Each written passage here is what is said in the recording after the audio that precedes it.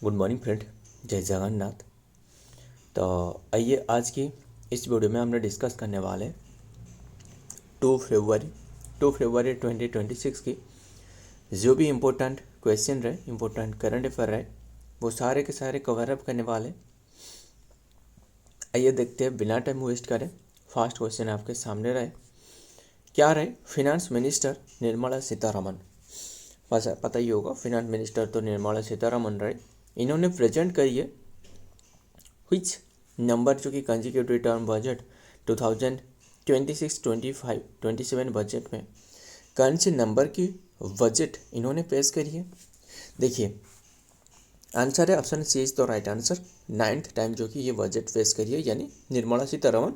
And सबसे ज़्यादा मतलब कंजिक्यूटिव टर्म पर सबसे ज़्यादा रहे। क्लियर। एंड सबसे ज़्यादा पूछे तो कंजिक्यूटिव टर्म पर नहीं, सिर्फ सबसे ज़्यादा पूछे तो सबसे ज़्यादा जो कि मोरारजी देसाई के पास रहे, है ना। ध्यान में रखिएगा, लिख देता हूँ। मोरारजी देसाई 10 टाइम्स बजट पेश करी है, इनमें से जो कि 6 टाइम इन ए रो, मतलब कंजिक्यूटिव टर्म पर 6 टाइम रहे। ध्यान में रखिएगा, निर्मला सीतारमन जो कि कंजिक्यूटिव टर्म पर सबसे ज़्यादा बजट पेश करने वाला एंड फर्स्ट वोमेन भी बने, इंडियन वोमेन बने। ध्यान में रखिएगा। फिर बात करें जो अभी के टाइम में जो बजट पेश करी गई है ना, 1 फरवरी की बात कर रहा हूँ, इसमें काफ़ी सारे तो चेंजेस लाया गया है। एंड हमने जो डिस्कस करेंगे, जो एग्जाम पर्सपेक्टिव के लिए जो इम्पोर्टेंट है वो डिस्कस करेंगे। देखिए, इसमें जो निर्मला सीतारमन की जो स्पीच था ना, जो बजट जो रीड करिए, वो 1 आवर 25 मिनट की था। क्लियर, इतनी सी बात। फिर खासियत यही है कि ये जो प्रेजेंटेड करवाया गया ना, प्रेजेंटेड ऑन संडे, मतलब पहले बार इस देखने को मिली, मतलब जो बजट है वो संडे में पेश करी गई है। ध्यान में रखिएगा सारे के सारे। फिर ये बजट तो अभी के टाइम में पेश करी गई है। एंड जो फिनेंशियल ईयर रहे जो इम्प्लीमेंट करी जाएगी वो कौन सी डेट से? 1 अप्रैल। इतनी सी बात तो आपको पता ही होगा। 1 अप्रैल से लेकर 1 अप्रैल 2026 की बात कर रहा हूँ, से लेकर 31 मार्च तक 2027। क्लियर। तो ध्यान में रखिएगा, ये 9th जो कि बजट पेश करी है निर्मला सीतारमन। देखते हैं, union budget 2026, finance minister Nirmala Sitharaman presented her 9th consecutive budget today, तो जो कि फरवरी 1 में पेश करी है, under the leadership of the prime minister Narendra Modi. And income tax जो कि fair who were expecting tax and then the rebate the standard deduction changes। बस ध्यान में रखना। तो और मुझे एक बात बताना, क्या बात रहे, मुझे एक बात बताना, जो बजट रहे ना वो कौन से आर्टिकल में रहे, ये बात बताना। और भी काफ़ी रहे। देखिए, अभी के टाइम में जो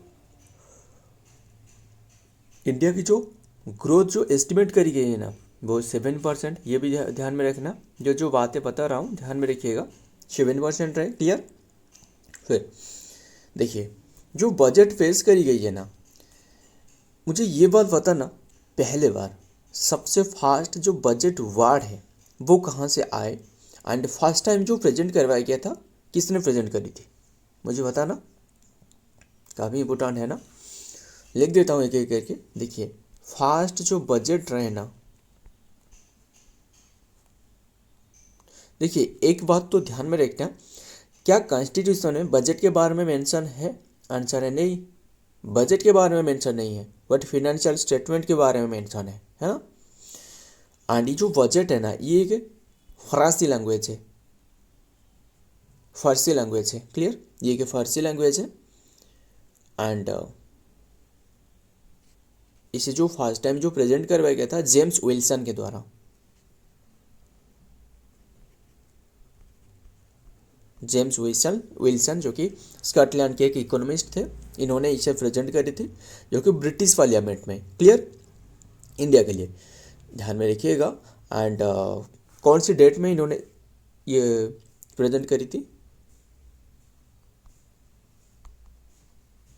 7 अप्रैल 1860 में ये प्रेजेंट करवाया गया था। क्लियर इतने से बात, तो ध्यान में रखिएगा। बट इंडिया की जो फर्स्ट जो बजट प्रेजेंट करवाया गया था ना, इंडिया की जो प्रेजेंट करवाया गया था वो 26 नवंबर की बात था 1947। जो फर्स्ट फिनेंस मिनिस्टर वो कौन रहे? आर के शनमुखम चेट्टी है ना।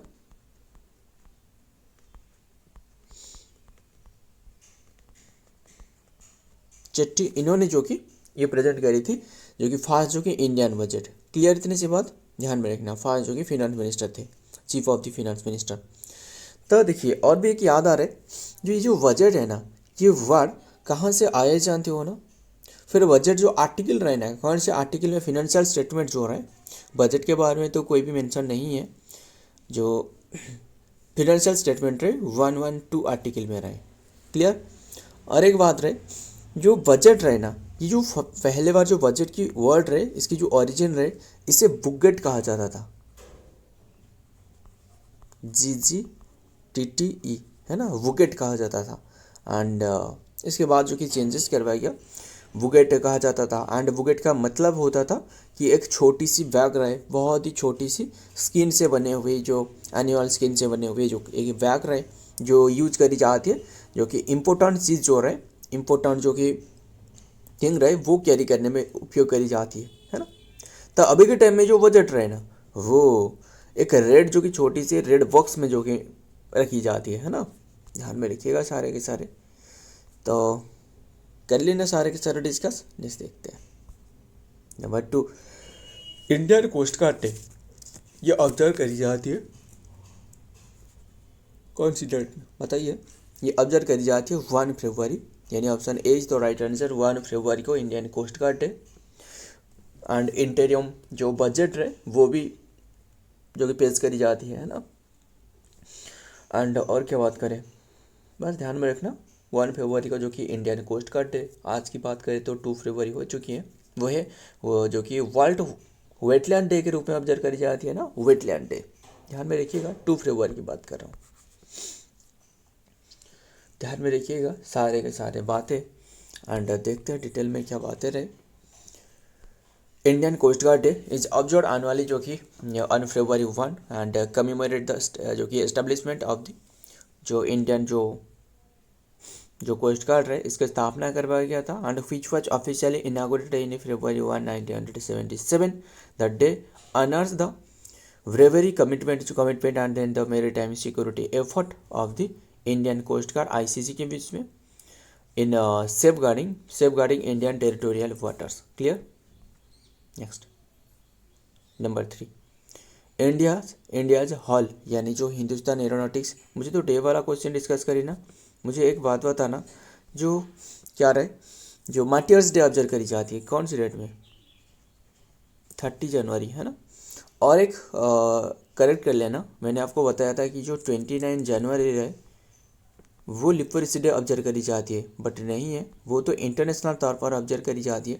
बट इंडिया में जो ऑब्जर्व करी जाती है ना, लास्ट संडे को ऑब्जर्व करी जाती है, यानी 30 जनवरी में ऑब्जर्व करी जाती है लिटरेसी डे के रूप में। ध्यान में रखिएगा, ये ऑब्जर्व करी गई है 30 जनवरी, जो लिटरेसी डे था, है ना, जो कुष्ठ रोग कहा जाता है जिसे। खैर, एंड जो कि लिटरेसी की तो जो इंडिया ने हटाने वाला है, पूरी तरह ख़त्म करने वाला है 2077 नहीं 2027 तक, है ना, इंडिया ने एम रखी है। तो 30 जनवरी और कौन सी डे रहे? मार्टियर्स डे के रूप में ऑब्जर्व करी जाती है। 1948 में जो कौन रहे, जो गांधी जी की हत्या करी थी नाथूराम गडसे, है ना, तो इसी के उद्देश्य में ऑब्जर्व करी जाती है। और एक जो कि मार्टियर्स डे भी रहे, वो है 23 मार्च को ऑब्जर्व करी जाती है ना। 1931 में जो तीनों व्यक्ति रहे, भगत सिंह, सुखदेव थापर एंड जो शिवराम राजगुरु, इनकी असैसिनेट करवाया गया था, है ना। खैर, नेक्स्ट देखते हैं नंबर 3 क्या रहे। यानी जो हॉल रहे, यानी हिंदुस्तान एरोनॉटिक्स लिमिटेड साइन करिए, यानी एक एग्रीमेंट कौन सी कंट्री के, जो कि एयरक्राफ्ट जो कि कॉरपोरेशन रहे, इसका नाम क्या है? जो बस आंसर बता देता हूँ, ये है रसिया के साथ साइन करिए। एक रसिया के साथ जो कि एक समझौता है। रसिया की एक कंपनी रहे, वो है United aircraft corporation. Clear? United aircraft corporation, इसी कंपनी के साथ, एयरक्राफ्ट कॉरपोरेशन ये एक कंपनी है, इनके साथ जो कि समझौता करी किसके बारे में, जो SJ-100 जो जेट है ना, SJ-100 है, यानी जिससे इसका फुल फॉर्म भी ध्यान में रखना, वो है super jet 100। Clear? Super jet 100 जो कि बनाने वाले हैं, एंड जो ये कंपनी रहे, इन्होंने जो इनकी जो टेक्निक रहे है ना, इनकी जो न्यू टेक्निक वो शेयर करने वाले हैं इंडिया के साथ, इंडिया की हाल, यानी जो हिंदुस्तान एरोनॉटिक्स लिमिटेड रहे। क्लियर है इतनी सी बात? टेक्निकली इन्हें हेल्प करने वाला है। तो ध्यान में रखिएगा, बात करें हाल के बारे में, जो हिंदुस्तान एरोनॉटिक्स लिमिटेड रहे, जिसकी स्थापना 1940 में करवाया गया था। हेडक्वार्टर तो सभी को पता है बेंगलुरु में रहे, बेंगलुरु में हेडक्वार्टर। और जो अभी के टाइम में जो चेयरमैन रहे, यानी चेयरमैन जो मैनेजिंग डायरेक्टर रहे, CMD रहे, वो है चीफ मैनेजिंग डायरेक्टर, वो है DK सुनील, है ना। तो ध्यान में रखिएगा, देखते हैं डिटेल में। इंडिया पब्लिक सेक्टर एरोस्पेस जो कि मेजर हिंदुस्तान जो एरोनॉटिक्स लिमिटेड रहे हाल, एंड हाल जो कि पता ही होगा आपको 14th नंबर की जो कि महारत्न कंपनी बनी है ना, महारत्न कंपनी के बारे में पता ही होगा। एंड रशिया यूनाइटेड एयरक्राफ्ट जो कि कॉर्पोरेशन, पार्ट ऑफ दी जो कि Rostec state corporation, and have sign the deal for the corporation in the production of the super jet 100 बनाने वाला है commercially aircraft in the country. Clear? Next number 4, who become the first Indian women pilot in India, Indian army में जो कि बने fly Rudra armed helicopter. Important है, first women जो बने, मतलब अभी के टाइम में जो वुमेन रहे वो तो काफ़ी क्षेत्रों में भी डेवलप कर ही रहा है, ध्यान में रखिएगा, अच्छी बात है। तो है क्या असल में जो आर्म्ड हेलीकॉप्टर है, ये जो रुद्र आर्म्ड हेलीकॉप्टर है ना, ये किसने बनाया जानते हो ना, वही हाल हिंदुस्तान एरोनॉटिक्स लिमिटेड, है ना। तो अभी के टाइम में फर्स्ट वुमेन बने जो कि इसे फ्लाई करने वाला फर्स्ट वुमेन, इसका नाम क्या है वही पूछा जा रहा है। Hansja Sharma, option B is the right answer, Hansja Sharma, Jammu की रहने वाला, एंड ध्यान में रखना, इन्होंने जो कि ये फ्लाई करी है, यानी फर्स्ट वुमेन बने, इसीलिए इम्पोर्टेंट है, सबसे इम्पोर्टेंट है। क्लियर? एंड जो शिबा चौहान जो ऑप्शन में देख रहे हो ना, शिबा चौहान के बारे में पता ही होगा ना, जो क्या रहे, नॉर्दर्न साइड की जो सियाचिन ग्लेशियर रहे, वहाँ जो कि कंट्रोल करने वाला जो कि फर्स्ट वुमेन बने थे, है ना, चीफ बने थे। तो कैप्टन हंसजा शर्मा 27 एज आज क्रिएटेड जो कि history by becoming the Indian army, जो कि फर्स्ट वुमेन पायलट बने, क्वालिफाइड करिए to fly the Rudra armed helicopter, and making a significant milestone for army, जो कि army aviation, and then the expanding role of women in front जो कि front line and combat role the officer. बस ध्यान में रखिएगा सारे के सारे, आगे देखते हैं। नंबर 5, व्हिच मिनिस्ट्री लॉन्च करी है पैमाना पोर्टल। पैमाना पोर्टल है क्या असल में, पहले इसके फुल फॉर्म जान लेना, तभी आपको पता चलने वाला है। Project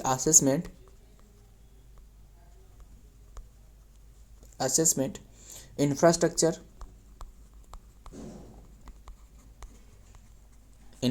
monitoring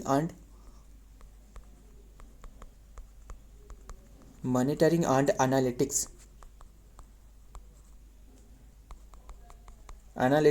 for nation building. तो यही इसका फुल फॉर्म रहे। फिर यहाँ से आपको पता नहीं चल रहा है ना, तो बता देता हूँ, ये जो इससे इम्प्लीमेंट करी है, यानी जो लॉन्च करी है, वो है ministry of statistics and programme implementation. Clear? इन्होंने लॉन्च करी है। उद्देश्य क्या है, जो भी प्रोजेक्ट आ रहा है, यानी जो 150 करोड़ से ज़्यादा जो प्रोजेक्ट आ रहा है, कोई भी मान लो रोड इंफ्रास्ट्रक्चर हो गया, बिल्डिंग हो गया, या जो ब्रिज हो गया, है ना, गवर्नमेंट की जो सेक्टर की जो प्रोजेक्ट लाया जा रहा है, इससे कंट्रोल किया जाए, इसके ऊपर में सही से ये पैसा जो कि खर्च हो रहा है या फिर नहीं, या फिर घोटाला हो रहा है, क्या रहा है, वो सारे के सारे जो कि ऑनलाइन माध्यम से प्रोजेक्ट है, जो कि ऑनलाइन माध्यम से ये सारे के सारे इसके ऊपर में कंट्रोल लाया जा सके। क्लियर? इतनी सी बात बस।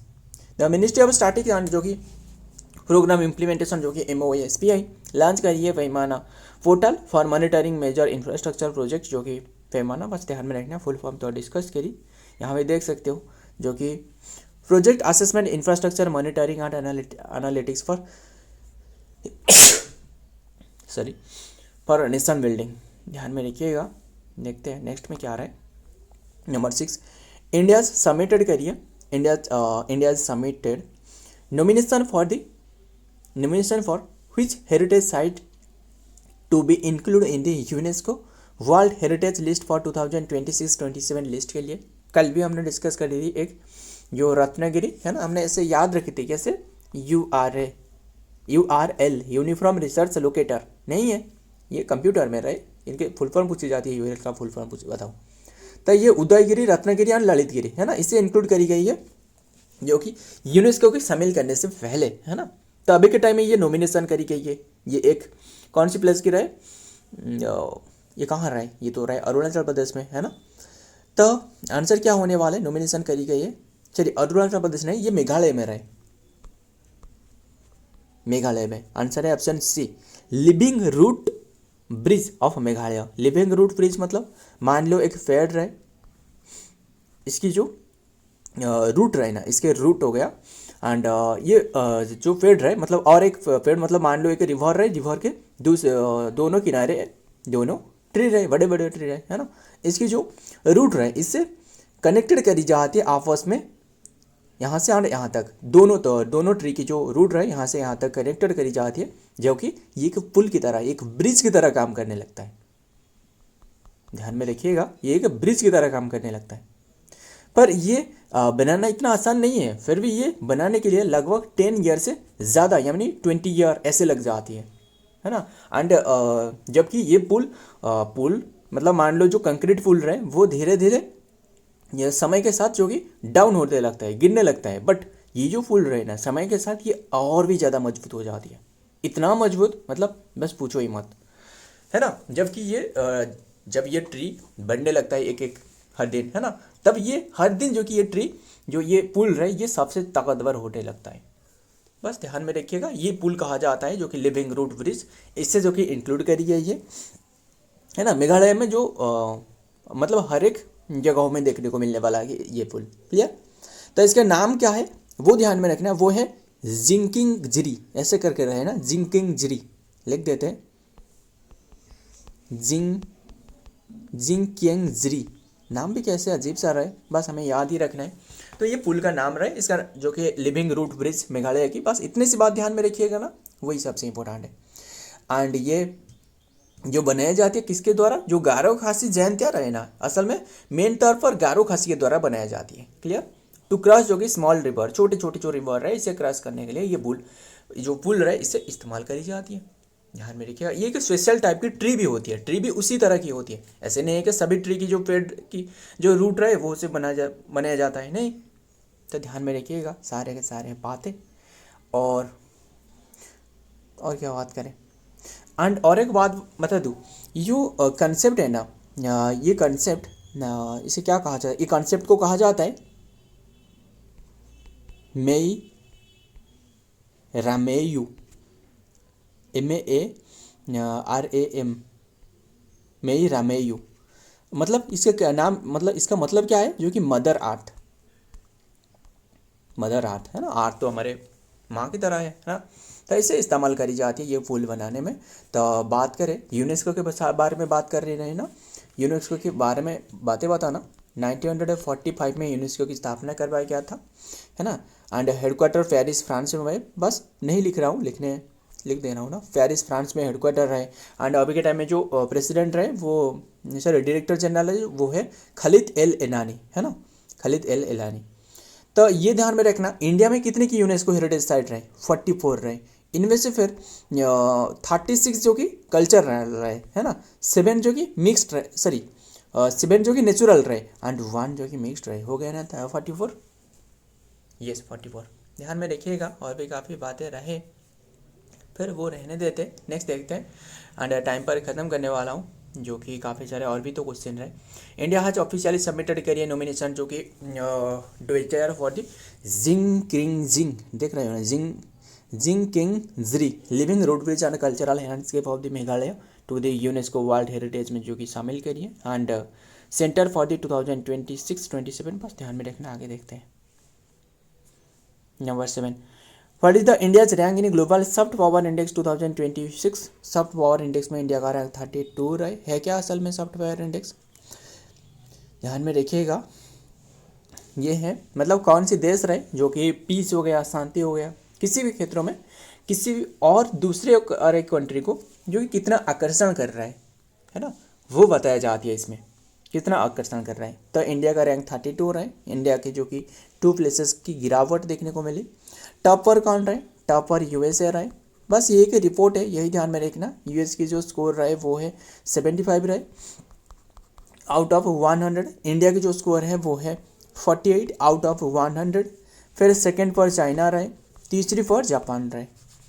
तो ध्यान में रखिएगा, देखते हैं नेक्स्ट में। ये कि सॉफ्ट पावर इंडेक्स है, बस इतनी सी बात ध्यान में रखना, आगे देखते हैं। Global soft power index 2026 publish जनवरी 20, 2026 में, जो कि रैंक 193 जो कि UN state and the US rated the 1 place forward score जो कि ड्रॉप जो कि China and narrowed the gap. बस ध्यान में रखिएगा 32 ऑन 2026 लिपिंग टू जो कि position from the previous year. Next देखते हैं। Number 8, India's first AI enabled जो कि state university launch in which state, कौन से स्टेट में जो कि लॉन्च करवाया गया है फर्स्ट एआई एनेबल्ड जो कि स्टेट यूनिवर्सिटी, ये लॉन्च करवाया गया है उत्तर प्रदेश में। है क्या असल में स्टेट एनेबल्ड, मतलब जो स्टूडेंट रहे इन्हें जो कि सारे के सारे जो शिक्षा रहे वो एआई आर्टिफिशियल इंटेलिजेंस के माध्यम से दी जाए। क्लियर। एंड कौन सी प्लेस में, जो ये उत्तर प्रदेश की एग्जैक्ट प्लेस पूछे तो वो मेरठ में। मेरठ की भी कौन सी यूनिवर्सिटी रहे, वो है चौधरी चरण सिंह जो यूनिवर्सिटी रहे, चौधरी चरण सिंह यूनिवर्सिटी, वहाँ ये शुरुआत करी है। फिर आर्टिफिशियल इंटेलिजेंस की जो फादर ऑफ आर्टिफिशियल इंटेलिजेंस किसे कहा जाता है, जॉन मैकार्थी है ना, मैकार्थी कहा जाता है। एंड फादर ऑफ जो कि एआई की जो कि गॉडफादर कहा जाता है जेफरी हिल्टन को। बस यहाँ भी यही लिखी गई है, ध्यान में रखिएगा। नेक्स्ट देखते हैं ministry of state and independence क्या रहे नंबर 9 में। Which country has successfully completed the first sea trial of its जो कि इंडिजिनियस विल्ड सबमराइन नेम है नरवल। बस आपको ये क्वेश्चन में यही ध्यान में रखना है, जो नरवल नाम करके जो सबमराइन पनडुब्बी जिसे कहा जा रहा है, किसने जो कि इंडिजिनियस तौर पर बिल्ड करी है। एंड इंडिया की तो इंडिजिनियस कौन सी रहे वो तो बताइए होगा, INS अरिहंत रहे, पहले अरिहंत एंड देन है ना, ऐसे रहे इंडिया की 3 या फिर 4 रहे बताना। तो ये जो नरवाल रहे ये ताइवान की है, रिसेंटली ये बिल्ड करी है। क्लियर, रिसेंटली बिल्ड करी है। बस इतनी सी बात ध्यान में रखना, आगे देखते हैं क्या रहे। Last question number 10, 34th anniversary of the national commission for women observe on which date, कौन सी डेट में ऑब्जर्व करी जाती है, ये ऑब्जर्व करी जाती है 31 जनवरी। Option D is the right answer, 31 जनवरी 2026 की बात कर रहा हूँ। फिर ये जो नेशनल कमीशन फॉर वुमेन है ना, इसका उद्देश्य क्या है, उद्देश्य यही है वुमेन एंड जो चाइल्ड रहे इनके डेवलपमेंट करना है ना, जिसकी स्थापना वही 31 जनवरी 1992 में करवाया गया था। हेडक्वार्टर आपको इसकी मिलने वाला है न्यू दिल्ली में। अभी के टाइम में जो चेयरमैन रहे वो है विजय किशोर राहटकर है ना, किशोर राहटकर, ध्यान में रखिएगा। देखते हैं नेक्स्ट में, the 34th foundation day of the national जो कि commission for women NCW was observed on January 31, 2026. The event was held at Bharat Mandapam new Delhi में हो रहा था, फोकसिंग ऑन द थीम जो कि स्वास्थ्य ही साहसिकता, ध्यान में रखिएगा, साहसिकता जो कि हेल्थ इज एम्पावरमेंट। तो ध्यान में रखिएगा, ये लंच करवा के बस यही ध्यान में रखना। सो फ्रेंड, ये आज की सारे के सारे क्वेश्चन रहे, यानी ये 34th एडिशन सारे के सारे क्वेश्चन रहे। वीडियो पसंद आए तो वीडियो को लाइक करना, दोस्त यार शेयर करिएगा। मिलता हूँ और एक वीडियो में और एक इंपॉर्टेंट एमसी के साथ, तब तक के लिए जय हिंद, जय जगन्नाथ।